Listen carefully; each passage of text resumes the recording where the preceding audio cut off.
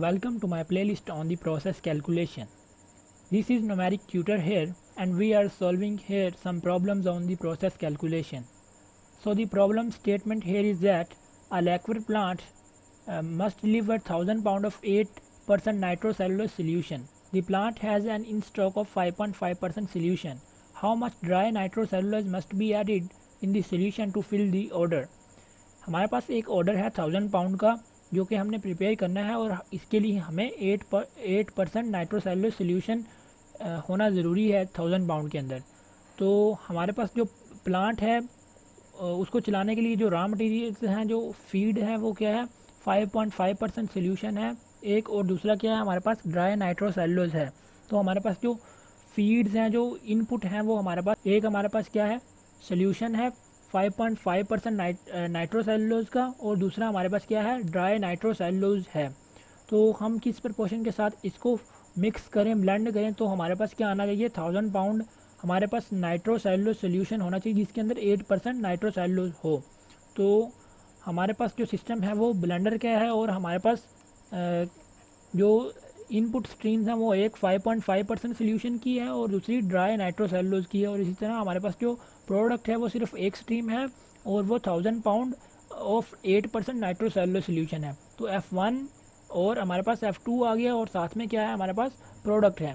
तो F1 और F2 हमारे पास इनपुट में है और प्रोडक्ट हमारे पास आउटपुट में है। तो F1 की वैल्यू हमारे पास जो और F2 की वैल्यू वो हमने फाइंड करनी है और प्रोडक्ट की हमें दी गई है 1000 पाउंड, और नाइट्रोसेलुलोज की जो कंपोजिशन है वो फीड F1 के अंदर जो है वो 1 होगी और जो F2 है उसके अंदर 5.5% होगी, और जो हमारे पास प्रोडक्ट है इसके अंदर हमें डिज़ायर्ड है तो वो उन्होंने बताई हुई कितनी है 8% नाइट्रोसेलुलोज सोल्यूशन है।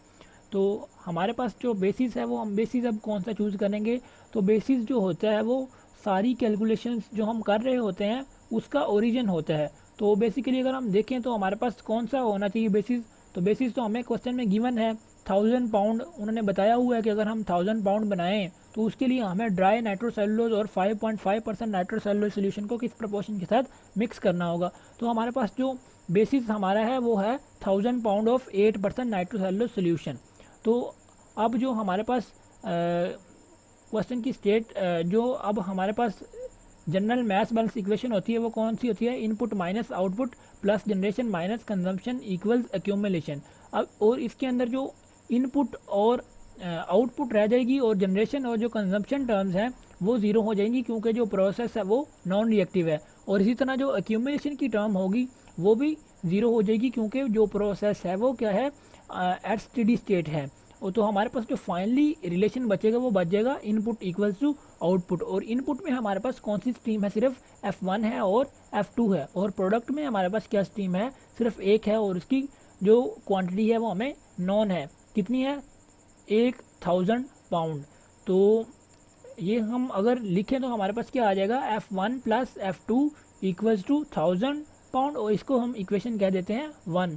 और इसी तरह अब हमारे पास दो वेरिएबल हैं तो हमें इक्वेशंस भी कितनी चाहिए होंगी, दो चाहिए होंगी, क्योंकि दो वेरिएबल्स वाली इक्वेशंस को सॉल्व करने के लिए भी कितनी इक्वेशंस कंपलसरी होती हैं, इंडिपेंडेंट दो। तो अब हम दूसरी इक्वेशन जो है उसके लिए हमारे पास दो ऑप्शन है, चाहे तो हम सल्यूट का बैलेंस लिख लें चाहे हम सॉल्वेंट का बैलेंस लिख लें, लेकिन हम क्या करेंगे कि जो सल्यूट का बैलेंस है वो लिखेंगे क्योंकि सल्यूट की कंसंट्रेशन हमें क्वेश्चन के अंदर डायरेक्टली गिवन है और जो सॉल्वेंट की कंसंट्रेशन है वो हमें निकालनी पड़ेगी। ड्राई नाइट्रोसेलुलोज के अंदर 100% क्या है सल्यूट है तो इसके अंदर तो ज़ीरो हो जाएगी, और 5.5% नाइट्रोसेलुलोज सोल्यूशन है इसके अंदर क्या आ जाएगी 94.5% सॉल्वेंट होगा, और 8% नाइट्रोसेलुलोज सोल्यूशन जो कि प्रोडक्ट की स्ट्रीम की कंसंट्रेशन है इसके अंदर कितनी आ जाएगी 92% आ जाएगी, हमारे पास सॉल्वेंट आ जाएगा। तो हम क्या करेंगे, हम जो है वो सॉल्वेंट का बैलेंस नहीं लिखेंगे बल्कि नाइट्रोसेलुलोज का बैलेंस लिखेंगे। तो हमारे पास जो आ जाएगा F1 के अंदर इसकी जो कंपोजिशन के अंदर 1 है फ्रैक्शन, और जो हमारे पास F2 है इसके अंदर 0.055 है, और ये हम फ्रैक्शन लिख रहे हैं, फ्रैक्शन से मल्टीप्लाई कर रहे हैं, और जो 0.08 फ्रैक्शन है वो प्रोडक्ट की स्ट्रीम के अंदर है। तो प्रोडक्ट की क्वांटिटी भी हमें पता है कितनी है 1000, तो अब जो हमारे पास दूसरी इक्वेशन आ जाएगी वो आ जाएगी F1 plus 0.055 into F2 equals to 80। अब ये हमारे पास इक्वेशन आ गई 2। अब दो इक्वेशन हैं, हम इनको क्या करेंगे साइमल्टेनियसली सॉल्व करेंगे। तो हम क्या करेंगे F1 की वैल्यू निकाल लेंगे इक्वेशन नंबर 1 से और उस F1 की वैल्यू को रिप्लेस कर देंगे इक्वेशन नंबर 2 में। तो क्या कर लेंगे हम इक्वेशन 1 से हमारे पास वैल्यू आ जाएगी F1 equal to 1000 minus F2 उधर जाके दूसरी साइड पे क्या हो जाएगा, यहाँ पे F2 दूसरी साइड पे जाके इधर माइनस हो जाएगा, तो हमारे पास आ जाएगा F1 equal to 1000 minus F2। तो इस इक्वेशन की जो F1 हमारे पास वैल्यू आ गई है, ये हम क्या करेंगे इक्वेशन नंबर 2 में रिप्लेस करेंगे। तो हमारे पास F1 की वैल्यू आ जाएगी इक्वेशन 2 हमारे पास बन जाएगी 1000 pound minus F2 plus 0.055 into F2 equals to 80।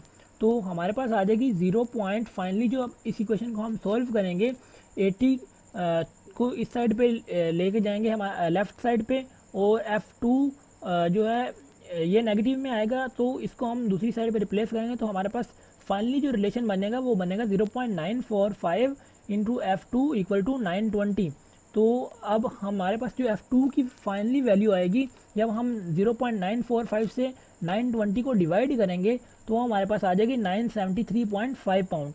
तो अब जो है हमारे पास F2 की भी वैल्यू आ गई है, प्रोडक्ट की हमें क्वेश्चन स्टेटमेंट के अंदर गिवन थी। तो अब हम इसको अगर इक्वेशन नंबर 1 में रिप्लेस करेंगे इन दोनों वैल्यू को, तो हमारे पास F1 की वैल्यू आ जाएगी। तो F1 की वैल्यू हमारे पास आ जाएगी 1000 माइनस 973.5 पाउंड। तो अब जो F1 की हमारे पास वैल्यू आ गई 26.5 पाउंड, और ये ही हमारा क्या था आंसर था। यहाँ तक हमने क्वेश्चन को completely step by step solve कर दिया है। अगर किसी भी किस्म का कोई क्वेश्चन है या डाउट है आपके माइंड में, तो आपने अपने क्वेश्चन को कमेंट सेक्शन में ड्रॉप कर दें। हम इंशाल्लाह आपके क्वेश्चन का आंसर करेंगे। और अगर आपको ये क्वेश्चन अच्छे से समझ आ गया है तो वीडियो को लाइक कर दें और अपने दोस्तों के साथ शेयर कर दें। तो मिलते हैं इंशाल्लाह नेक्स्ट वीडियो में, तब तक के लिए अपना ख्याल रखिएगा। अल्लाह हाफिज़।